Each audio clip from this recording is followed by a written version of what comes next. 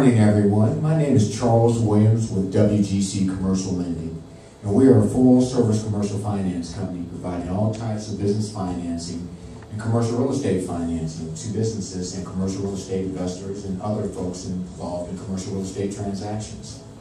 What I'd like to talk to you today about is really along the lines of being able to get money for your business. Because how many of us here need money for our business? Raise your hands. All right. That's a good thing when we get capital for our business. So I'd like to talk about that today.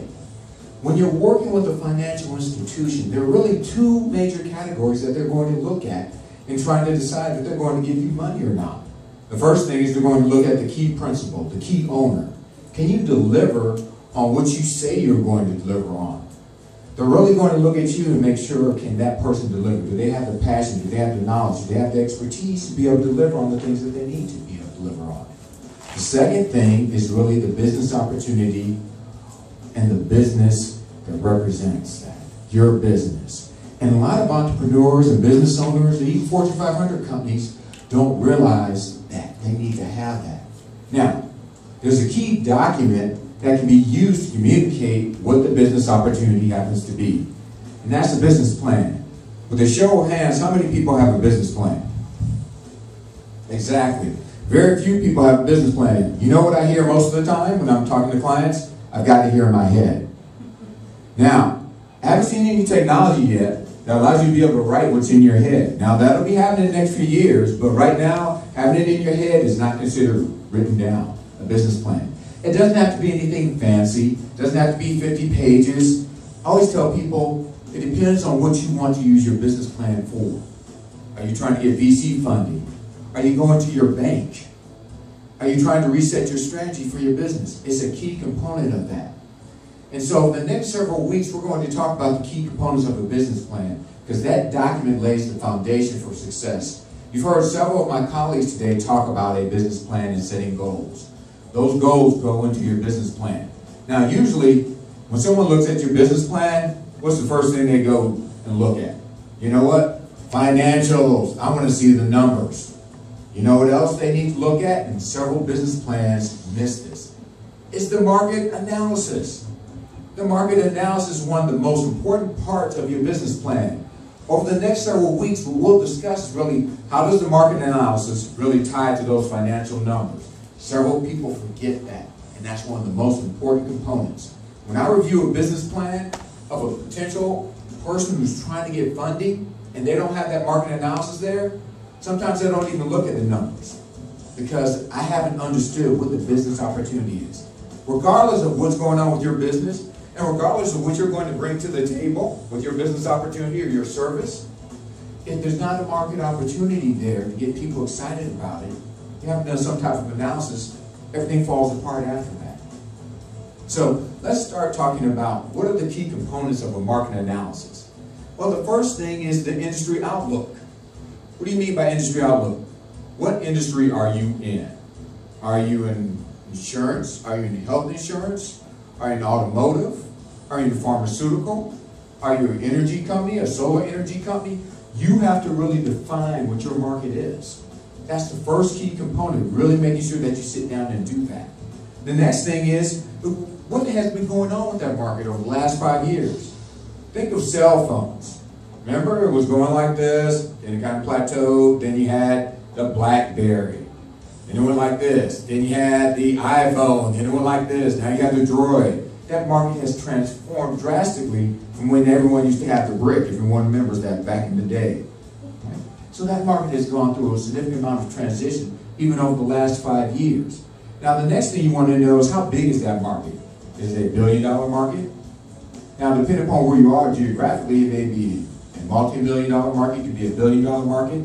Are you looking at an international market? Are you going to be national? Are you going to be local? Are you going to be North Fulton? It all depends upon what your market is and really understanding that. The next thing you want to look at is what's going on with that market over the next 5 years. Is that market going to grow? Is it going to stagnate? Because all those dynamics of that market will have an impact on your business and your opportunity that you're trying to bring to the table. Now, the second component that I always talk to my customers about are customers. What do I mean by customers? The first thing you have to decide with your business So am I a B2C? I'm going after consumers. Am I a B2B? Am I a business-to-business type of organization? Maybe I'm a B2G. I'm going after the government. Those are huge, broad categories. Once you decide what type of business you are, I'm a B2C, B2B, or B2 government, or some other type of organizations that I'm going to go after, now we're going to start talking about segmentation. What do I mean by segmentation? Now you'll read all these marketing books that are out there that'll talk about all these different types of things. But segmentation, or being able to determine segments, is really being able to group your customers with like characteristics into different groups. That's the most important thing. Now once you understand those different segments, now you start to target those segments. Who am I going to go after? Because you don't have unlimited resources, so you can't go after everyone. You can't. It'd be great. That's a goal. You should say, I want everyone, but I can't go after everyone today. And you set a time segments that you want to go after. Now once you understand that target segment, the next thing you want to do is really being able to determine what are their needs. How big is that target segment that I want to go after? How will my product or service be able to meet their needs? So now you understand that. Now I'm going after that segment. I really understand what their needs are. I have an understanding what my value proposition is going to be related to addressing their needs. The next thing is understanding your competition. Who are your competitors? Now there's an interesting term that people use. They call it co-opetition. Because sometimes you will partner with your competitors, and sometimes you will compete with them. Sometimes you may never do any of those things. You may say, I will never partner with them. But you need to understand the dynamics of your industry, of how that is. Now, what do you want to understand about your competitors? How big are they? What are their revenues? What are their products? How do they react when new companies come into the market? How will they react to you when you come into the market? May not pay any attention to you, but they may go after you aggressively. The other thing you want to understand is who are the potential competitors. Because a lot of organizations forget about what can happen overnight to their organization. Think of BlackBerry.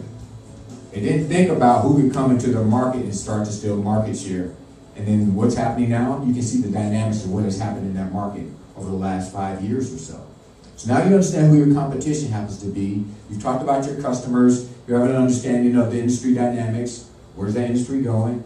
The next thing is thinking about the regulatory and legal ramifications of entering a particular industry or maintaining your business in that industry. If you're in healthcare, you have a slew of regulatory requirements that you have to make sure that you comply with. Sometimes you have to get licensing, and there's a cost for being able to do that. Sometimes you have to get retrained, depending upon what industry you're in. You need to understand that and make sure you're aware of it. The fifth component, which we've already touched on a little bit, is around technology. And there's a couple of ways you need to think about technology. How can technology really help my organization and allow me to be able to do my business better? The other thing you need to think about is how can technology allow other competitors to come into my marketplace? How will it impact the dynamics of my industry over the next 5 years? So, we've talked about some of the key aspects of doing a market analysis today. There are other things that you can look at. You have to look at the things that are relevant to your business and then be able to incorporate that into your business plan. So I want to thank you for allowing me to be here this morning. My name is Charles Williams with WGC Commercial Lending, and everyone have a great day.